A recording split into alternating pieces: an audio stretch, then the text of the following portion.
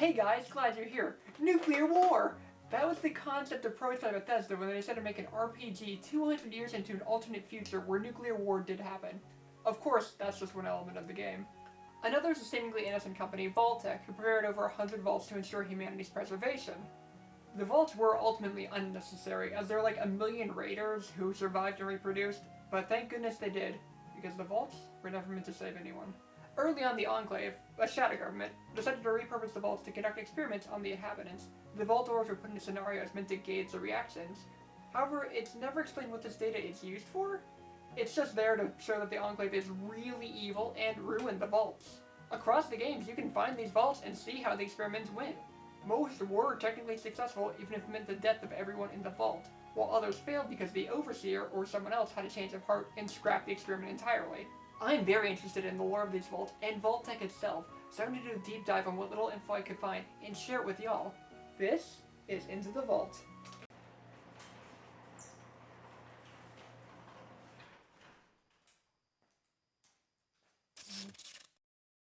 I thought long and hard about this, but really, there's only one vault to start with.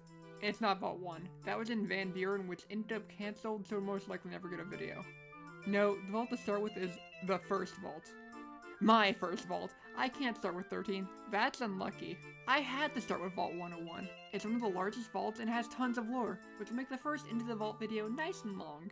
And the player gets to grow up in the vault before obtaining orphan status when they watch their dad die right in front of them. Goodbye, Liam Neeson. Oh, sorry, spoilers! In Fallout 3, the main character is the Lone Wanderer, who can be male or female. I'll probably slip up at some point and refer to them as male out of habit. Their mom, Catherine, died in childbirth, and their dad, James, raised them alone in the vault while also being the vault's physician. No joke, props him for being a single parent and a doctor. There aren't a lot of other kids in the vault, but the kids that are around are all the same age. It's a small vault, so I'm guessing they really harp on birth control to prevent overpopulation. The Lone Wanderer's only real friends are Amada, who is the Overseer's daughter, and the other is Perpetual Virgin Jonas Palmer, who is James's assistant. But this isn't about the Lone Wanderer. The only reason they're important at all is because the player learns a lot about Vault 101 through the Lone Wanderer's eyes. For instance, because of the Lone Wanderer being a baby, we can infer that the vault has a community storage center where people store things they don't need, like baby gates, toys, and a book written by Vault-Tec called You're Special. However, this is not stated in the game, so it's not canon. I just know Babies R Us doesn't open in the vault, and nobody leaves the vault, so I'm just assuming this must be a thing. We also know that because Vault 101 has so few inhabitants, they have to start working at 10 years old when they get their Pip-Boy. They must really be banking on the US government being destroyed, because otherwise this violates a dozen child labor laws. You know, probably, I'm no lawyer.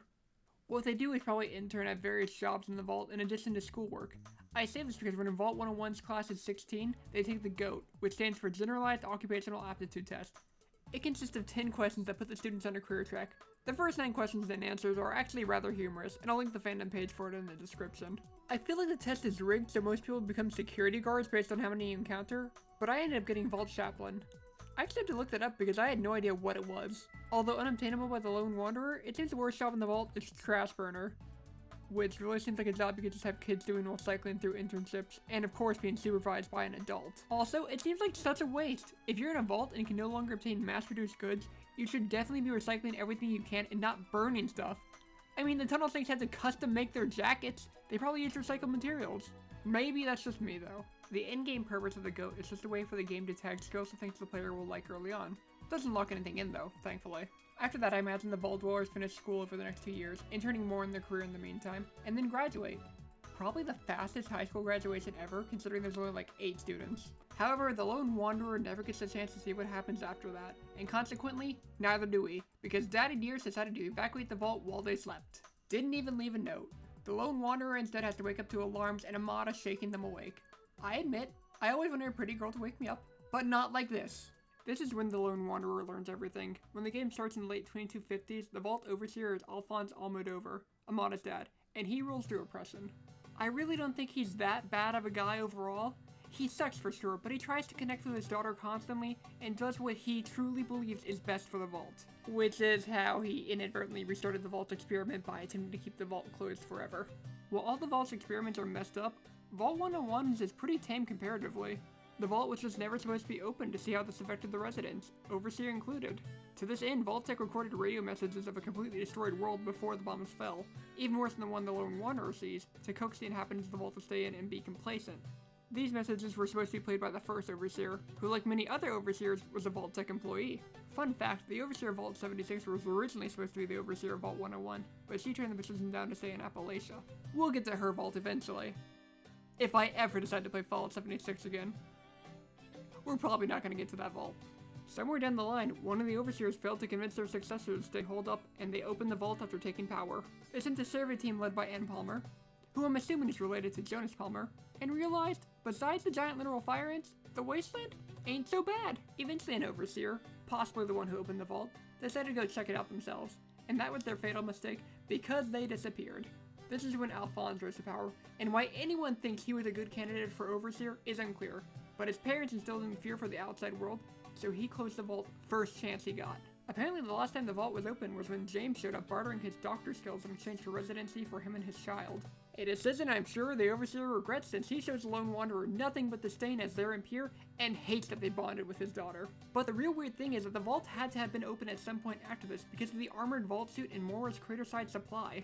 Moira claims she's been holding on to it for 10 or 12 years from a girl who escaped the vault, but Moore herself is only 24 and grew up in Canterbury Commons. I think while there's definitely some sloppy writing going on, the point I want to make is the vault had to have been opened in the past 13 years. The kids who are 19 when the Lone Wanderer leaves would remember it being opened, and one of their few residents just gone. It's totally possible that this girl escaped before the Lone Wanderer showed up, but then that means she waited at least 7 years to improve on her jumpsuit, which just seems unlikely.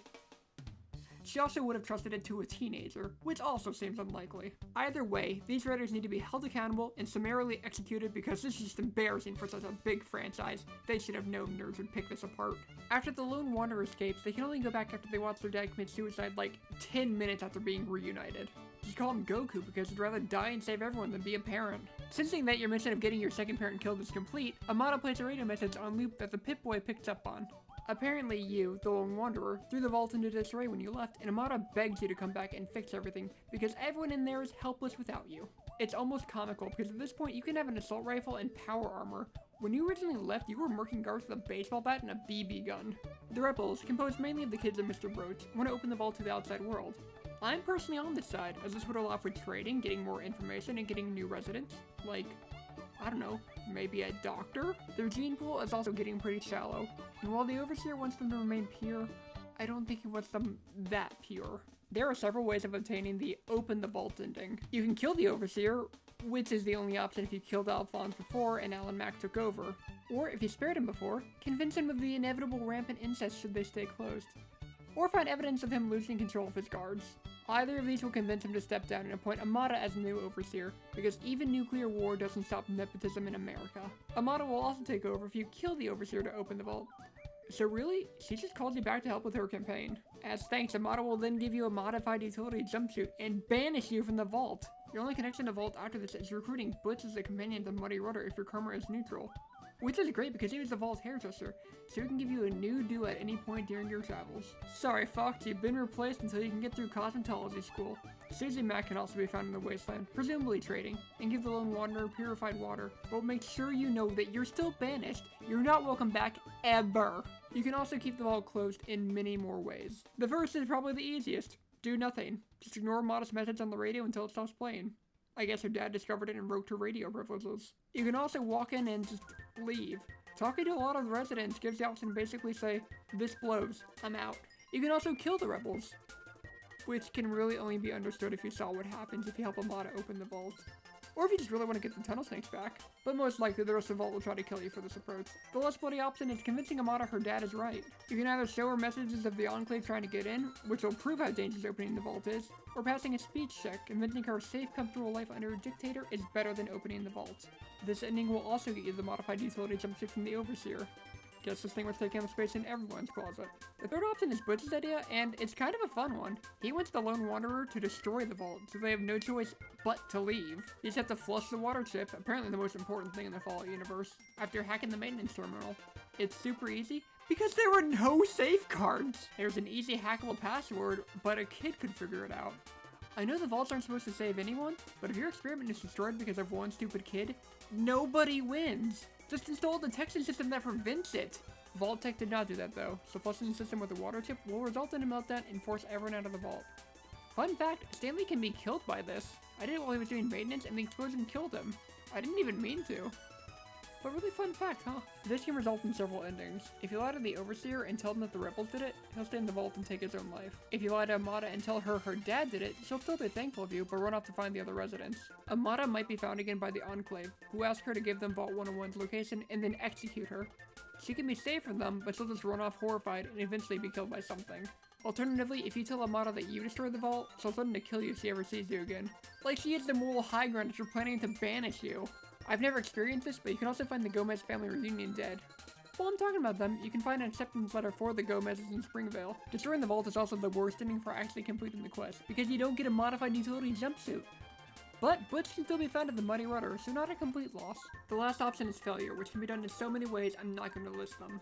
No matter what option you go with, you will not be allowed back in the vault, so this is the last chance to grab some valuable loot, which is also a part of the series. Vault 101 has an impressive amount of items. It's just a shame that so few of them are good. The most important and hardest to miss item is the medicine bobblehead on dear old dad's desk. If you didn't grab it before the go, it'll still be there years later after all the chaos.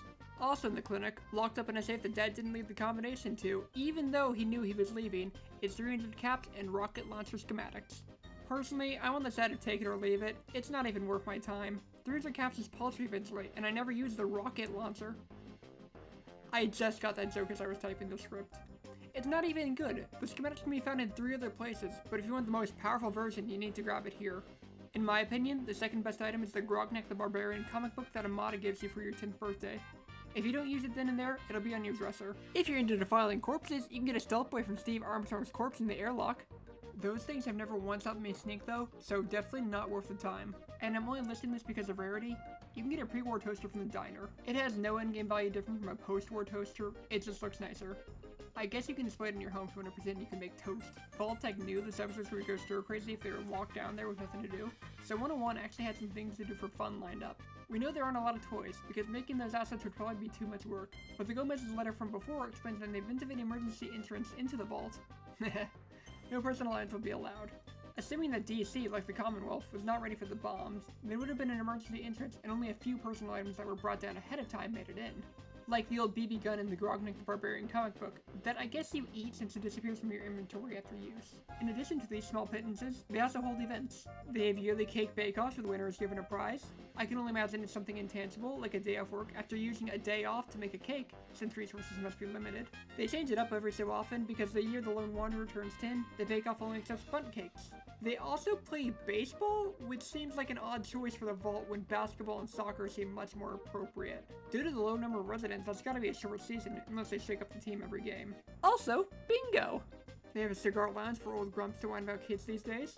And I can't prove it, so these are all inferences, but based on other things in the Fallout series, they might have video game rentals to play in the Pip-Boy, movie nights, more parties for all ages, and they have a jukebox, so probably dancing. Lastly, they have a shooting range and maintenance, but that was set up for and probably only used by the Lone Wanderer. Vault 101 failed their experiment by opening their vault, but it did succeed in the original pure mandate of protecting mankind. As of 2277, it is one of the few of the 118 plus vaults still operational with descendants of the original dwellers inside. They were extremely lucky though, because despite what was promised to the public, the vaults were never meant to save anyone.